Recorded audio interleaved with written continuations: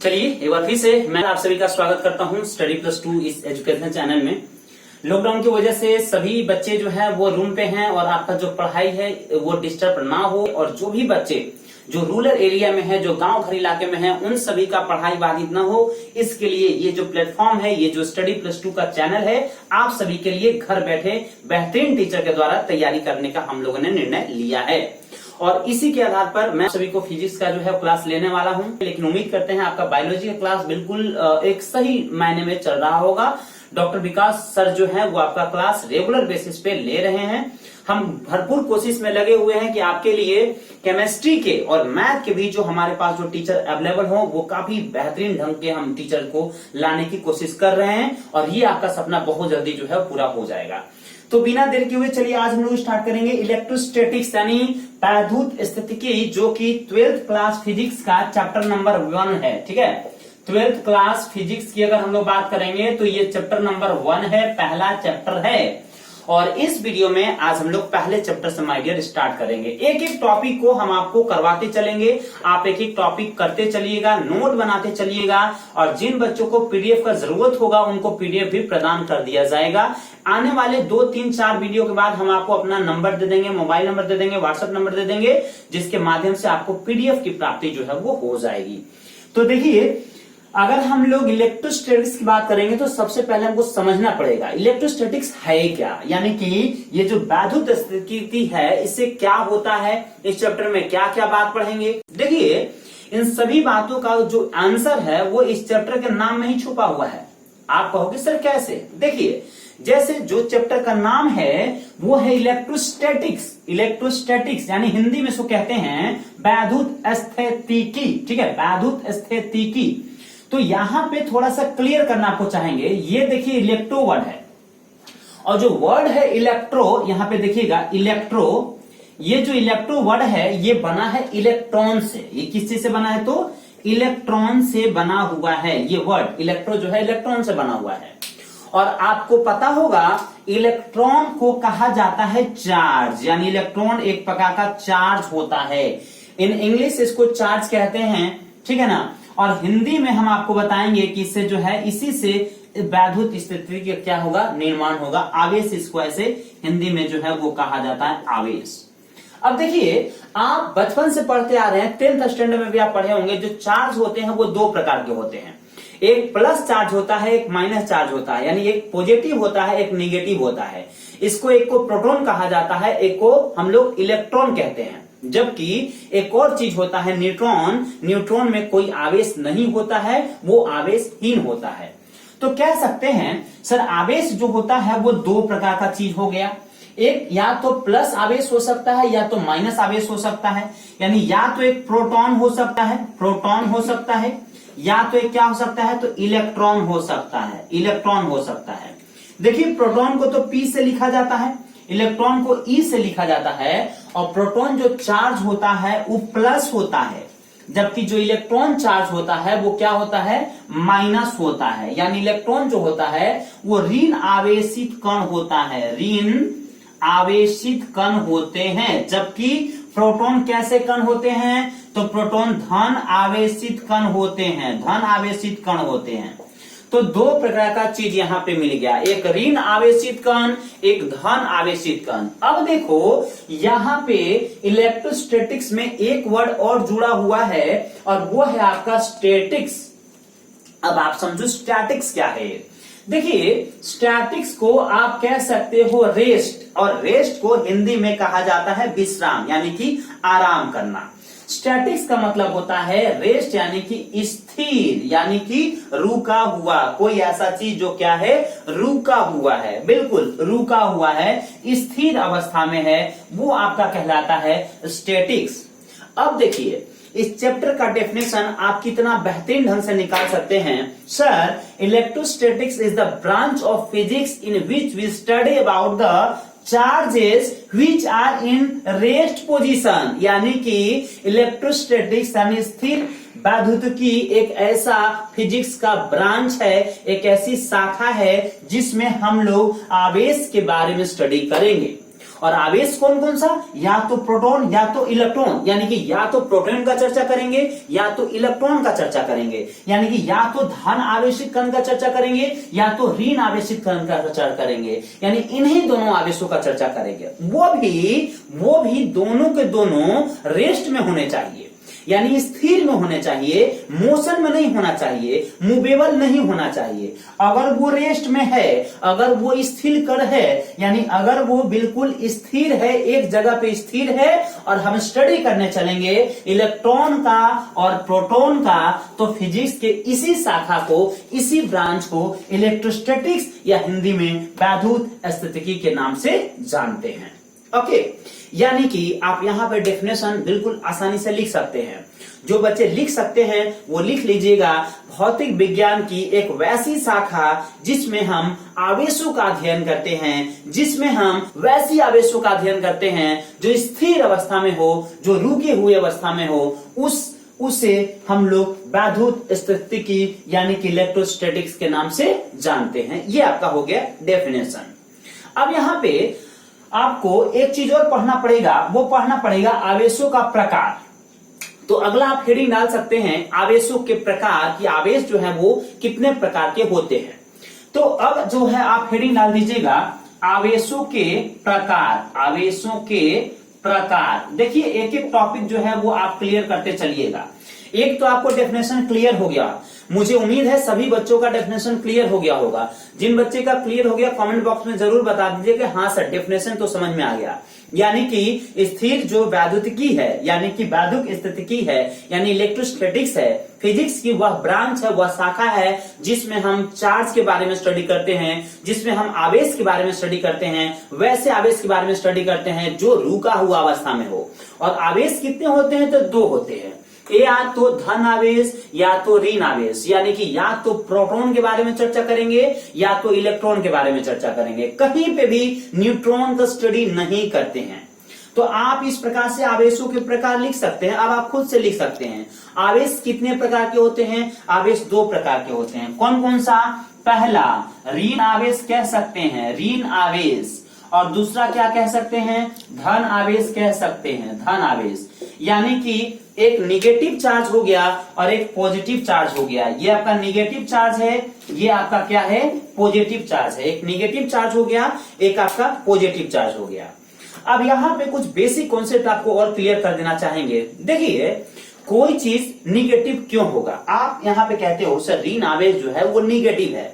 Negative क्यों है, suppose कर लीजिए आपके पास 50,000 रुपया है, आपके मित्र के पास पैसा नहीं है और आपका मित्र आपके पास जाएगा मांगने के लिए। अगर आपका मित्र आपके पास मांगने के लिए जाता है और आप 50,000 में से 10,000 उसको दे देते हैं तो वो तो ऋणी हो जाता है। जब ऋणी हो गया तो ऋणी को क्या कहोगे, माइनस। यानी कि वैसा कोई भी आवेश जो कुछ ले यानी जो ग्रहण कर ले, जो दूसरे से मांग ले, वो ऋण आवेश बन जाएगा। लेकिन वो आपका मित्र जिसके पास 50,000 रुपया था वो तो 10,000 दे दिया, और देने वाला तो दानी होता है और दानी कभी गरीब नहीं होता है। तो दानी क्या बनेगा, प्लस बनेगा, पॉजिटिव बनेगा। यानी आप कह सकते हैं धन आवेश में प्रोटॉन की प्राप्ति होती है, यानी धन आवेश में प्रोटॉन की प्राप्ति होती है। लेकिन ऋण आवेश में इलेक्ट्रॉन की प्राप्ति होती है, इलेक्ट्रॉन की प्राप्ति होती है। ये बात आप हमेशा याद रखिएगा। यानी ऋण आवेशित कण जो हो जाएगा वो इलेक्ट्रॉन हो जाएगा और धन आवेशित कण जो होगा वो क्या होगा, प्रोटॉन होगा। यहां आप एक नोट बना के लिख लीजिएगा, न्यूट्रॉन में कोई भी आवेश नहीं होता है। इसको आप नोट के तौर पे लिख लीजिएगा, न्यूट्रॉन में कोई भी आवेश नहीं होता है। हम आपको यहां पे लिख देते हैं, न्यूट्रॉन में कोई भी आवेश नहीं होता है, यानी इलेक्ट्रॉन में कोई आवेश ही नहीं होता है। आप चैप्टर पढ़ रहे हैं इलेक्ट्रोस्टैटिक्स, आप चैप्टर पढ़ रहे हैं वैद्युत स्थितिकी। इसका मतलब यह हो गया कि हम आपको पहले ही समझा दिए हैं, इस चैप्टर में आप आवेश के बारे में पढ़ेंगे और वो भी सारे आवेश के बारे में नहीं माय डियर, आप केवल उन्हीं आवेशों के बारे में पढ़ेंगे जो रेस्ट अवस्था में हो। रेस्ट अवस्था हमारा कहने का तात्पर्य है जो रुकी हुई अवस्था में हो। और जो चार्ज होते हैं, जो आवेश होते हैं, केवल दो ही प्रकार के होते हैं, या तो ऋण आवेश या तो धन आवेश। यानी या तो आपका हो जाएगा निगेटिव या तो हो जाएगा पॉजिटिव। बस यही दो आपके पास जो है आवेश अवेलेबल हैं। अब देखो ना, न्यूट्रॉन में तो कोई आवेश नहीं है, और जब न्यूट्रॉन में कोई आवेश यहाँ पे नहीं है तो क्या इलेक्ट्रोस्टैटिक्स में न्यूट्रॉन की हम लोग स्टडी करेंगे क्या? तो नहीं करेंगे। तो आपके एग्जाम में ऑब्जेक्टिव क्वेश्चन में क्वेश्चन आ सकता है, इन इलेक्ट्रोस्टैटिक्स यानी कि वैद्युत स्थितिकी ब्रांच, फिजिक्स के ब्रांच में निम्न में से किसका स्टडी किया जाता है या किसका अध्ययन किया जाता है? रुके हुए इलेक्ट्रॉन का, रुके हुए प्रोटॉन का, रुके हुए इलेक्ट्रॉन प्रोटॉन दोनों का, या रुके हुए इलेक्ट्रॉन प्रोटॉन न्यूट्रॉन तीनों का? तो इसका जवाब क्या हो जाएगा? तो सी, यानी रुके हुए इलेक्ट्रॉन और प्रोटॉन का। क्यों? क्योंकि इलेक्ट्रॉन और प्रोटॉन ही आवेश है, वही चार्ज है। न्यूट्रॉन तो चार्ज है ही नहीं, तो न्यूट्रॉन की आप स्टडी कैसे कर सकते हैं? नहीं कर सकते हैं। तो पूरा बात आप मेरा ध्यान से एक बार सुन लीजिए। पूरे चैप्टर में मेरा जो पूरा का पूरा चैप्टर घूमता फिरता रहेगा, किन्हीं दो बातों पे घूमता फिरता रहेगा। एक charge charge charge charge charge, बार बार चार्ज, पूरे चैप्टर में चार्ज, पूरे चैप्टर में आवेश। जब पूरे चैप्टर में आवेश की चर्चा करेंगे और पूरे चैप्टर में हम दो चीज का और चर्चा करेंगे, एक इलेक्ट्रॉन का, एक प्रोटॉन का, एक प्रोटॉन का, एक इलेक्ट्रॉन का, एक इलेक्ट्रॉन का, एक प्रोटॉन का। बस न्यूट्रॉन की तो चर्चा करेंगे नहीं, लेकिन स्टार्टिंग में हल्का सा झलक आपको केवल न्यूट्रॉन में कितना मास होता है वो बता देंगे। चार्ज तो इसका 0 हो जाएगा। बस इतना ही इसमें हम लोग स्टडी जो है वो करेंगे। इसका मतलब आप इलेक्ट्रोस्टैटिक्स को दूसरी भाषा में कह सकते हैं कि सर ये फिजिक्स का एक ऐसा ब्रांच है जिसमें इलेक्ट्रॉन प्रोटॉन रुका हुआ अवस्था में स्टडी किया जाता है। यानी कि इलेक्ट्रोस्टैटिक फिजिक्स का वह ब्रांच है जिसमें इलेक्ट्रॉन प्रोटॉन का चर्चा करते हैं, वो भी उन इलेक्ट्रॉन प्रोटॉन का जो कैसी अवस्था में हो? तो रुकी हुई अवस्था में हो, रुकी हुई अवस्था में हो। अगर रुकी हुई अवस्था में रहेगा तो उसमें हम लोग क्या स्टडी करेंगे? तो हम लोग इलेक्ट्रोस्टैटिक में स्टडी करेंगे। अब देखिए, इतना सभी के बाद अब हम लोग को थोड़ा सा जो है अपने स्टडी को आगे बढ़ाना चाहिए। उम्मीद करते हैं इतना आप नोट डाउन कर लिए होंगे। तो देखिए, बहुत सारी ऐसी भौतिक राशियां होती हैं जो बल का नियम बताती हैं। जैसे आप जरा समझो, जब इलेक्ट्रॉन प्रोटॉन की चर्चा करेंगे, ये रेस्ट में रहेगा। रेस्ट के बाद थोड़ा सा हम, जैसे अगर मान लीजिए मोशन की चर्चा करते हैं किसी चीज में, अगर गति की चर्चा करते हैं तो रेस्ट को समझने के लिए गति को भी समझना जरूरी होता है। तो जब किसी चीजों में गति हम लोग लगाते हैं तो गति लगाने के लिए हमको क्या लगाना पड़ता है? तो बल लगाना पड़ता है, तभी तो कोई चीज गति में आ सकता है। बिना बल लगाए हुए आप कोई भी चीज को गति में नहीं ला सकते हो। तो गति में लाने के लिए हमको किसी चीज में बल लगाना पड़ता है। और आपको अब ये बात इस चैप्टर में पढ़ना पड़ेगा कि आखिर पूरे यूनिवर्स में, पूरे विश्व में ऐसी कौन कौन से चीज है, ऐसे कौन कौन सा चीज है जिसके वजह से बल जो है वो अप्लाई होता है, बल जो है वो लगता है। तो हेडिंग डाल दीजिए, टोटल मिला के ऐसी भौतिक राशियां 3 है। तो हेडिंग डाल दीजिए, वे तीन भौतिक राशियां, हेडिंग डाल दीजिएगा, वे तीन भौतिक राशियां जो बल का निर्माण करती हैं, या जिनसे बल जो है, बल की प्राप्ति होती है, आप कह सकते हो, यानी बल मिलता है। यानी कह सकते हो कि जो फोर्स है, फोर्स की डेवलपमेंट जो होगी वो 3 मुख्य रूप से भौतिक राशियों से होंगी। और वो 3 भौतिक राशियां कौन कौन सा है, थोड़ा सा यहाँ पे स्टडी करेंगे हम। देखिएगा, वो 3 राशियों में एक आपका होता है द्रव्यमान, एक द्रव्यमान होता है, एक आवेश होता है, और एक आपका होता है चुंबक यानी कि मैग्नेट। तो देखिए, हम उन भौतिक राशियों के बारे में बात कर रहे हैं, उन भौतिक राशियों के बारे में बात कर रहे हैं जो बल जो है उत्पन्न करती हैं, बल उत्पन्न करती हैं। यानी बल उत्पन्न करने वाली टोटल कितनी भौतिक राशियां हैं? तो आपका जवाब होगा सर 3 ऐसी राशियां हैं। कौन कौन सा? पहला द्रव्यमान, इसको इंग्लिश में मास बोला जाता है। और जो आपका सेकेंड होगा उसको आवेश कहते हैं। आवेश यानी कि चार्ज, आपका जो चार्ज है ना, वो चार्ज से भी हम लोग फोर्स की क्या करेंगे? प्राप्ति करेंगे। कैसे प्राप्ति करेंगे थोड़ी देर में आपको क्लियर हो जाएगा। और एक और जो आपका है वो क्या है, तो चुंबक, जिसको मैग्नेट आप इंग्लिश में कहते हैं, मैग्नेट कहते हैं, मैग्नेटिज्म कह सकते हैं, ठीक है। तो टोटल मिला के ये 3 ऐसी चीजें हैं जिनके द्वारा आप फोर्स की प्राप्ति कर सकते हो, मतलब बल जो है या बल की नियम को बताते हैं। इन सभी चीजों में से सबसे पहले हम लोग स्टडी करने जा रहे हैं द्रव्यमान के बारे में, यानी कि पहला वाला। तो आप हेडिंग डाल सकते हैं, इसमें से पहला स्टडी करेंगे द्रव्यमान। द्रव्यमान, द्रव्यमान यानी कि मास, जिसको आप एम से जो है वो नोट करते हैं, डिनोट करते हैं, एम से डिनोट करते हैं। अब सवाल यह है कि सर द्रव्यमान की वजह से कौन सा बल जो है वो उत्पन्न होता है।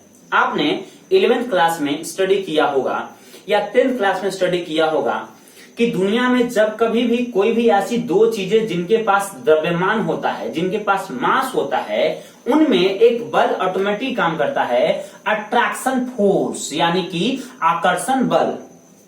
मेरा कहने का मतलब है माय डियर कि अगर आपके पास एक m1 द्रव्यमान का यहाँ पे अगर एक वस्तु है और यहाँ पे अगर m2 द्रव्यमान का एक दूसरा वस्तु है, 2 हमारे पास वस्तु हैं और ये इसका सेंटर मान लीजिए और ये इसका सेंटर मान लीजिए, इनके इस सेंटर से इस सेंटर के बीच की दूरी को r ले लीजिए, r ले लीजिए। यहाँ पे हम लिख देते हैं m1 क्या है, द्रव्यमान, द्रव्यमान है किसका, तो पहला वस्तु का, पहला वस्तु का। m2 क्या है, तो द्रव्यमान है किसका, दूसरी वस्तु का, m2 दूसरी वस्तु का द्रव्यमान है। अब आप कहेंगे सर ये r क्या है, तो r है दूरी, r क्या है, दूरी। कहोगे सर किसका दूरी, तो पहले वाले वस्तु के केंद्र से दूसरे वाले वस्तु के केंद्र के बीच की दूरी, यानी दोनों वस्तुओं के केंद्र से बीच की दूरी आप कह सकते हो। दोनों वस्तुओं से केंद्र से बीच की दूरी को किससे लिखे हैं, r से लिखे हैं। तो देखिए न्यूटन जी एक वैज्ञानिक थे जो कि कह गए थे कि दुनिया में अगर कोई भी ऐसा 2 चीज, 2 द्रव्यमान जिसके पास अपना द्रव्यमान होगा, कोई 2 वस्तु जिसके पास द्रव्यमान होगा, उनके बीच में एक बल लगेगा, उनके बीच में एक आकर्षण बल लगेगा, उनके बीच में एक अट्रैक्शन फोर्स लगेगा ऑटोमेटिक। ये F से खींचाएगा, ये भी F से खींचाएगा। यानी कि जब आप घर में एक दूसरे के साथ बैठे हुए होते हैं, तो अगर मान लीजिए आपका भाई है, आपका मित्र है, आपकी वाइफ है, आपके बच्चे हैं, आपके मम्मी हैं, आपके पापा हैं, सभी के पास अपना अपना क्या है, तो मास है, द्रव्यमान है। तो आपके पास जितना द्रव्यमान है ना, जितना मास है ना, आप हर एक व्यक्ति को अपनी तरफ खींचना चाह रहे हो, खींचने की कोशिश कर रहे हो, वो अट्रैक्शन जो है आपके ऊपर लगना चाहता है। या अगर सपोज कर लीजिए आपका मित्र सामने है, आप यहाँ पे हो, तो आपका मित्र भी आपको जो है वो खींचना चाह रहा है, आप भी अपने मित्र को खींचना चाह रहे हो, दोनों एक दूसरे को खींचना चाह रहे हैं। लेकिन कोई एक दूसरे से खिंचा नहीं पाते हैं क्योंकि हमारे मास के बीच में जो है वो बहुत ज्यादा डिफरेंस नहीं होता है। लेकिन अर्थ बहुत बड़ी चीज है, बहुत बड़ी है, बहुत बड़ी हैवी है, ठीक है ना। अब इसके पास इतना अत्यधिक मास हो जाता है कि हम और आप सभी चीजें खींचा जाते हैं। सन का भी आप नाम सुने होंगे, सन भी बहुत बड़ा है, वहां पे भी ग्रेविटेशन फोर्स है। जितने सैटेलाइट हैं, जितने सारे ग्रह आपको दिखाई देते हैं, सभी के पास अपना खुद का ग्रेविटेशनल फोर्स होता है, गुरुत्वाकर्षण बल होती है जो आपको खींच सकता है। किस वजह से, द्रव्यमान की वजह से। अगर द्रव्यमान नहीं होता, अगर मास नहीं होता तो वो खींचाता ही नहीं। तो इसका मतलब ये हो गया कि सर ये जब खींचा रहा होगा तो कैसे खींचा रहा होगा। आप अपने मित्र को कैसे खींच सकते हैं, हम आपको कैसे खींच सकते हैं। हम जो सामने जो कैमरा लगा हुआ है, ये जो स्टूडियो है, इसको कैसे अपने तरफ खींच रहे हैं। इसके पास भी अपना मास है, इसके पास भी अपना मास है, हमारे पास भी मास है, हमको भी ये खींच रहा है। कैसे खींचते हैं, इसी बल को जो है गुरुत्वाकर्षण बल नाम दिया जाता है। यानी कि इनमें एक ही फोर्स होता है, वो क्या होता है, आकर्षण फोर्स होता है, बस। यानी कि आकर्षण, आकर्षण, आकर्षण कहने का मतलब है केवल एक दूसरे को अपने तरफ खींचना को आकर्षण कहा जाता है। आप समझो, यहां पे न्यूटन जी बता गए हैं कि इनके बीच लगने वाला बल, यानी कि एक द्रव्यमान से दूसरे द्रव्यमान के बीच लगने वाला जो बल होता है, जो बल होता है, वो इन दोनों के गुणनफल के डायरेक्टली प्रोपोर्शनल होता है, यानी कि समानुपाती होता है। यानी पहला का द्रव्यमान m1 है, दूसरा का द्रव्यमान m2 है, इन दोनों का जो गुणनफल होगा, इन गुणनफल के डायरेक्टली प्रोपोर्शनल बल जो है वो लगता है। इसको आप इक्वेशन नंबर 1 मान लीजिए। यानी कि सर अगर दो द्रव्यमान हैं, इन दोनों के बीच में जो आकर्षण बल होगा वो कितना लगेगा, तो जितना इनका द्रव्यमान होगा उनको गुना कर देंगे। गुना करने के बाद जितना आएगा वो बल जो लगेगा इसी के समानुपाती में, आप कह सकते हो इसी के प्रोपोर्शनल में जो है वो लगेगा। अच्छा, एक बात और बता गए थे। कौन बता गए थे? तो न्यूटन जी। वो कह गए थे कि इनके बीच लगने वाला बल एक और चीज पे जो है वो निर्भर करता है, डिपेंड करता है। वो कौन सा चीज है? तो इनके बीच की दूरी, यानी इनके बीच की दूरी का स्क्वायर, इनके बीच की दूरी का स्क्वायर का ये व्युत्क्रमानुपाती होता है। कहने का मतलब है रेसिप्रोकल होता है ये।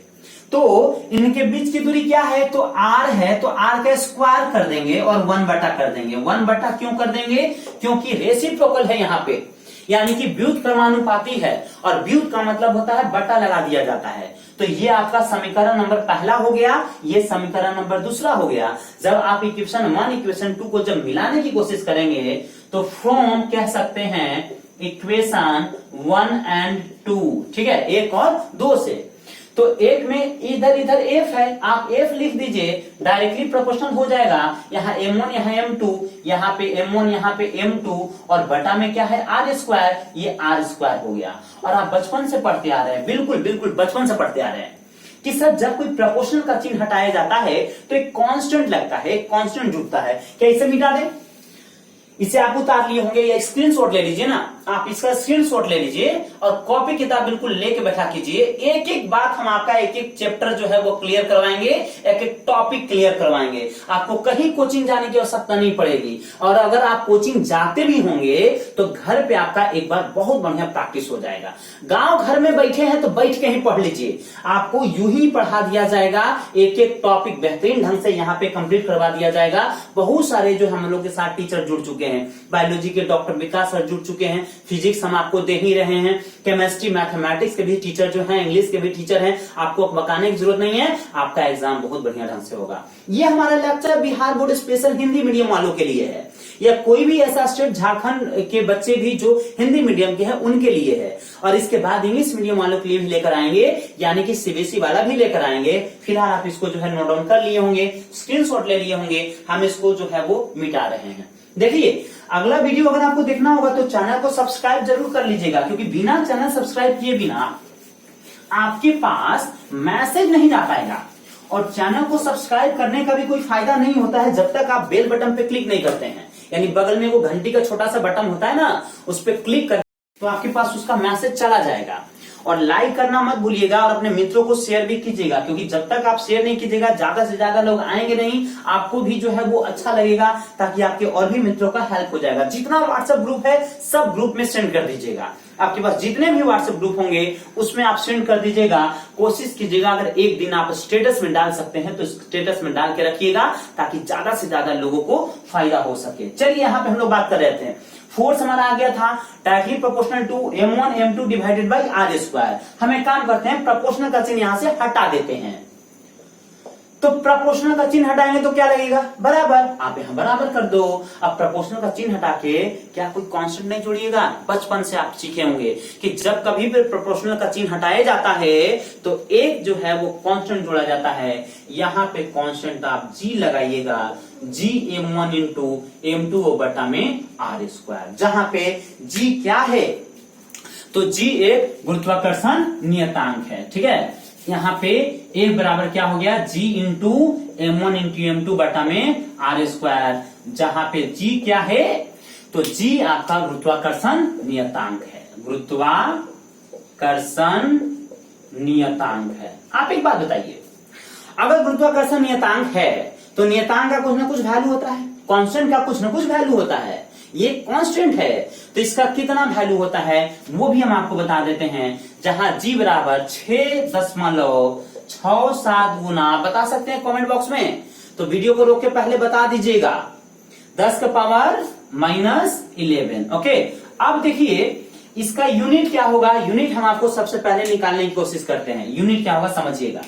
देखिए अगर यहाँ पे g निकालेंगे तो g बराबर क्या हो जाएगा, यहाँ पे f है, नीचे से r स्क्वायर जाएगा तो 1 गुना में r स्क्वायर, और ये बटा में नीचे आ जाएगा m1 इंटू m2, तो m1 इंटू m2 कर दीजिए।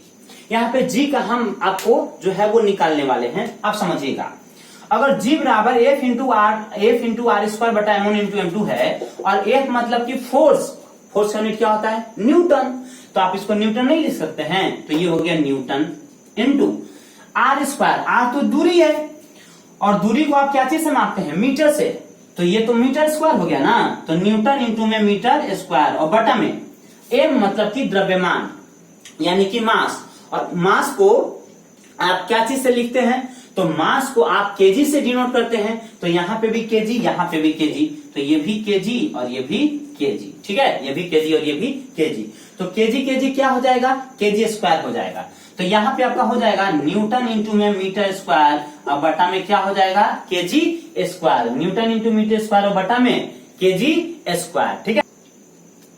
ओके, तो यहाँ पे आप कह सकते हैं कि जी का आपका क्या चीज वैल्यू आ गया, न्यूटन मीटर स्क्वायर और बटा में केजी स्क्वायर आ गया। यानी कि देखिए ये हो गया 6.67 गुना 10⁻11, ये न्यूटन मीटर स्क्वायर और बटा में केजी स्क्वायर हो गया।